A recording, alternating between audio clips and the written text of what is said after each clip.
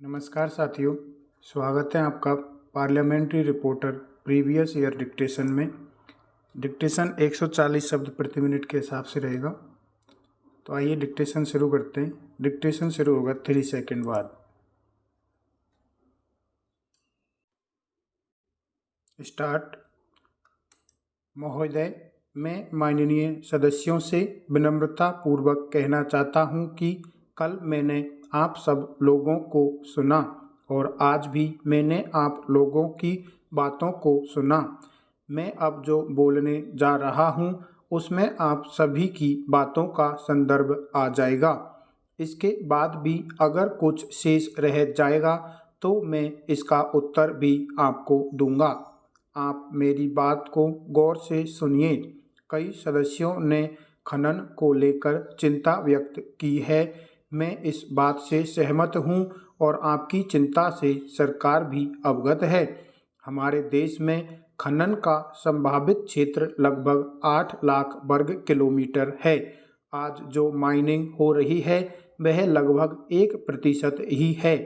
हमारे यहाँ बहुत ज़्यादा क्षेत्र में माइनिंग नहीं हो रही है, या हम कह सकते हैं कि बहुत ज़्यादा क्षेत्रों में अन्वेषण ही नहीं हुआ है। हमारी सरकार ने यह विचार किया है कि अन्वेषण के काम में हम तेजी लाएंगे और इस ओर ध्यान देंगे। हमारी अन्वेषण की क्षमता इसलिए कम है क्योंकि सरकार उस पर खर्च नहीं कर पा रही है। कुछ माननीय सदस्यों ने यह भी कहा है कि इसमें पट्टे की अवधि को राष्ट्रहित में कम किया जाना चाहिए। स्वाभाविक रूप से पहले भी इसे 50 वर्ष करने की ही भावना थी। हमने इसमें कोई नई बात नहीं की है। नवीनीकरण के लिए पहले हितधारक को संबंधित कार्यालय के चक्कर लगाने पड़ते थे, लेकिन हमने उस नवीनीकरण की प्रक्रिया को समाप्त कर दिया है। अब किसी भी प्रकार के नवीनीकरण के लिए लोगों को चक्कर नहीं काटने पड़ेंगे। महोदय, आप सबको ध्यान होगा कि प्रधानमंत्री जन धन योजना में प्रधानमंत्री जी ने कहा था कि जीरो बैलेंस पर खाता खोलेगा, लेकिन उसके बावजूद भी 10,000 करोड़ रुपए देश की जनता ने उन खातों में जमा किए। हम लोगों ने इसमें राज्य सरकार को अधिकार देने का मन बनाया है। हमने कहा है कि राज्य सरकार खनन की नीति के लिए अपने नियम बना ले और अपनी योजना बना ले। अब स्वीकृति के लिए उसको कहीं नहीं जाना पड़ेगा। इस प्रकार से भ्रष्टाचार को रोकने का प्रयास भी हम लोगों ने किया है। इस पूरी प्रक्रिया में जो विलंब होता था अब उसकी भी समाप्ति होगी। हम लोगों ने इसे ध्यान में रखते हुए यह कोशिश की है। मान्यवर सभी इस बात को जानते हैं कि जहाँ खनिज है वहाँ जंगल है और वहाँ हमारे जनजाति के भाई निवास करते हैं। उनकी चिंता आज तक कभी नहीं की गई। संशोधन के माध्यम से इसमें राजस्व का पैसा जाएगा और यह एक बहुत बड़ी राशि होगी। यह राशि उस क्षेत्र में खनन के प्रभावित व्यक्ति और पर्यावरण की सुरक्षा के लिए खर्च होगी। हम उस प्रभावित क्षेत्र के आवश्यक कार्यों के लिए इस राशि का प्रावधान कर रहे हैं। हमारी सरकार गरीब और आदिवासियों के हितों का पूरा ध्यान रख रही है और यह भावना को प्रकट करता है। महोदय, अवैध खनन का मामला आप सब लोगों के ध्यान में है। पिछले दिनों उच्च न्यायालय को भी इस मामले में निर्णय देने पड़े। भ्रष्टाचार के कारण पूर्व में जो बदनामी हुई उसको भी हमारी सरकार ने बहुत गंभीरता से लिया है। अवैध खनन के सिलसिले में 2 वर्ष की सजा का प्रावधान था। हमने इस सजा को बढ़ाकर 5 वर्ष कर दिया है।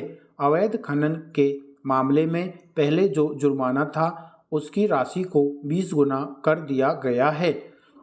यह अपने आप में एक बड़ी राशि है। इस प्रकार के मामलों का शीघ्र निपटारा हो सके, इसे ध्यान में रखकर विशेष न्यायालय बनाए जाने के लिए भी हम लोगों ने प्रावधान किए हैं।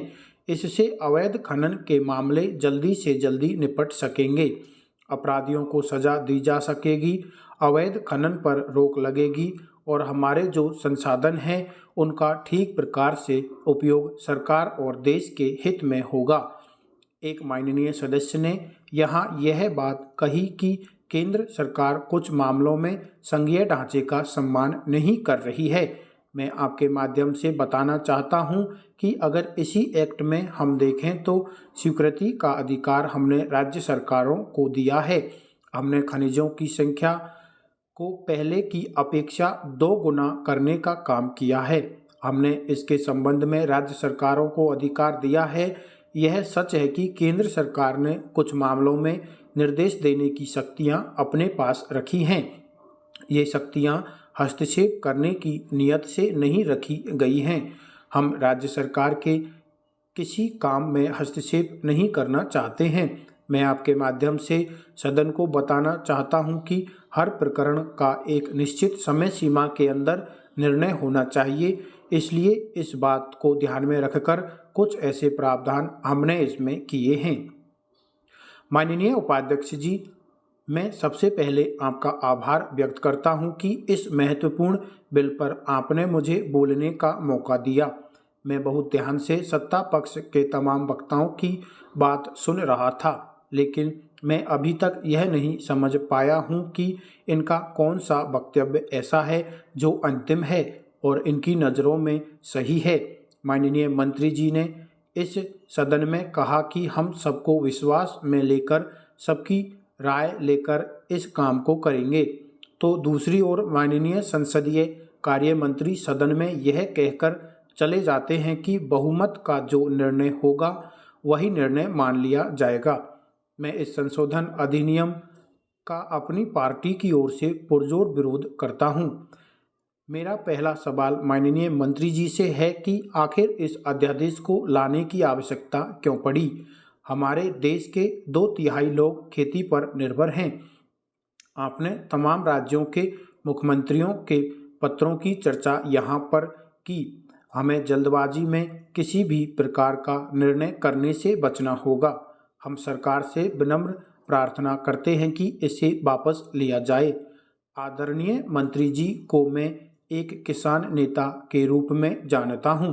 इस विधेयक को पारित करने के बाद देश के किसानों की नज़रों में अपनी स्थिति की कल्पना आप खुद ही कर सकते हैं। मेरी आपसे मांग है कि आप किसी भी प्रकार की जल्दी करने से बचें। आपको देश की जनता ने बहुमत दिया है और आप कुछ भी करा सकते हैं। हमें खुशी होती यदि आप कहते कि किसान की ज़मीन ली जाएगी, उसके परिवार के एक सदस्य को नौकरी दी जाएगी। हमें किसानों के प्रति अपनी जिम्मेदारी को हमेशा याद रखना होगा। महोदया, मैं एक पर्वतीय राज्य से आता हूँ। मैंने कई बार अपने राज्य हिमाचल प्रदेश की रेलवे से संबंधित समस्याओं को इस माननीय सदन में उठाया है। इस प्रांत में रेल सुविधाओं की ओर जो ध्यान दिया जाना चाहिए था वह अब तक नहीं दिया गया। हिमाचल प्रदेश की लगभग 200 किलोमीटर लंबी सीमा तिब्बत और चीन के साथ जुड़ी हुई है। मैं समझता हूं कि आज भारत को सबसे ज़्यादा खतरा चीन से है।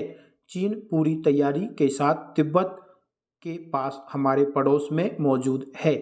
वह जब भी आक्रमण करेगा तो 1 घंटे के अंदर हिमाचल प्रदेश की सीमा में घुस जाएगा। मैं मंत्री जी से प्रार्थना करता हूं कि भारत की सुरक्षा की दृष्टि से जहां अरुणाचल प्रदेश, उत्तरांचल और जम्मू कश्मीर को मजबूत करना जरूरी है, वहीं हिमाचल प्रदेश को भी मजबूत करना आवश्यक है।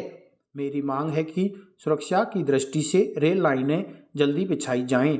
हमारे यहाँ पहाड़ी रेल लाइन है और रेलगाड़ियाँ बहुत पुरानी हैं। इस लाइन में चलने वाले कई इंजन खराब हो चुके हैं। मेरी प्रार्थना है कि इंजन बदलकर यहाँ 7 नई रेलगाड़ियाँ चलाई जाएं। आप सभी स्टेशनों पर सभी प्रकार की सुविधाएं दें। माननीय रेल मंत्री जी से मेरी प्रार्थना है कि आप इस राज्य को रेलवे के नेटवर्क से जोड़कर हमारा भला करें।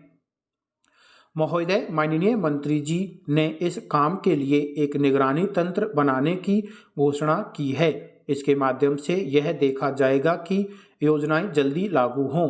रेलवे ने स्वीकार किया है कि जिसकी भी जमीन जाएगी उस परिवार के एक सदस्य को रेलवे की तरफ से नौकरी मिलेगी। यह व्यवस्था लागू क्यों नहीं हो रही है? आपने इसे स्वीकार किया है और उन्हें नौकरी देने का प्रावधान किया है। आपने यह मांग की है कि नौकरी के लिए वह आवेदन करे। हम यह जानना चाहते हैं कि आपने कितने लोगों को अब तक नौकरी दी है। आप ट्रेनों का आवागमन देखिए, आजकल 3 महीने पहले ही गाड़ियों की सीटें भर जाती है। मेरी प्रार्थना है कि इसे दोगुना किया जाए। समाप्त।